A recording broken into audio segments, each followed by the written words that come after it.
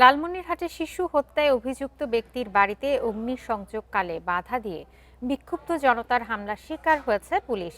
18 সদস্য সহ আহত হয়েছে 30 জন। এসপিডিসির গাড়িও ভাঙচুর করা হয়েছে। পরিবারের দাবির পরিপ্রেক্ষিতে অভিযুক্ত বিধান রায়কে ধরতে গিয়েছিল পুলিশ। আদিতমারী উপজেলার ওই শিশুর মাটিচাপা দেয়া মরদেহ উদ্ধার করা হয় নিখোঁজের একদিন পর। এ বিষয়ে আরো জানাতে লালমনিরহাট থেকে যুক্ত হচ্ছেন সহকর্মী মাহফুজ রহমান। মাহফুজ, শিশুটিকে হত্যার বিষয়ে তদন্ত কতটুকু অগ্রগতি হয়েছে এবং এই যে হামলা হয়েছে, হামলার ঘটনা তদন্তে পুলিশ এবং জেলা প্রশাসন কি বলছে?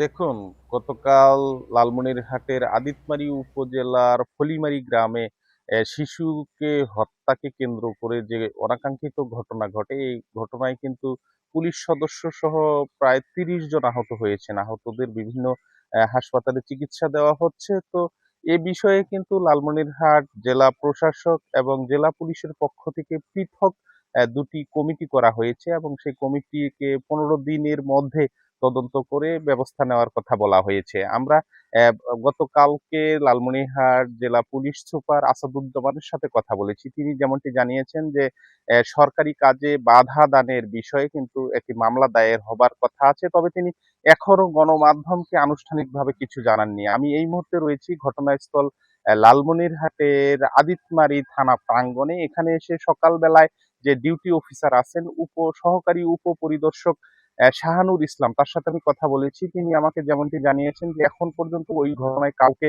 গ্রেফতার করে থানায় আনা হয়নি এবং বিষয়টি নিয়ে কিন্তু তারা বেশ সতর্ক রয়েছেন এবং অভিযান অব্যাহত আছে। এই বিষয়ে আমরা গতকাল জেলার সাথে কথা বলেছি। তিনি বলেছেন যেহেতু থানায় কাজ করছে এবং তারা গতকাল রাতে কিন্তু অভিযান পরিচালনা করবেন বলে জানিয়েছিলেন, কিন্তু আজকে এখন পর্যন্ত এই অভিযান সম্পর্কে এবং কতজনকে গ্রেপ্তার হয়েছে কিনা এ বিষয়ে মামলা দায়ের হয়েছে এবং কতজন নামীয় মামলা হয়েছে এ বিষয়ে কিন্তু পুলিশ সুপারের পক্ষ থেকে এখন পর্যন্ত গণমাধ্যমকে কিছু জানানো হয়নি। গণমাধ্যমকে কিছু জানানো হয়নি। এটি হয়তোবা কিছুক্ষণ পরে বা একটু বেলা গড়ালে হয়তোবা পুলিশ প্রশাসনের পক্ষ থেকে এটি গণমাধ্যমে নিশ্চিত করা হবে। সব মিলে আমরা দেখেছি পুলিশ প্রশাসন বেশ সতর্ক রয়েছে এবং বিষয়টি তদন্ত করছে এবং প্রকৃত কারণ কি সেটি কিন্তু জানার চেষ্টা করছেন।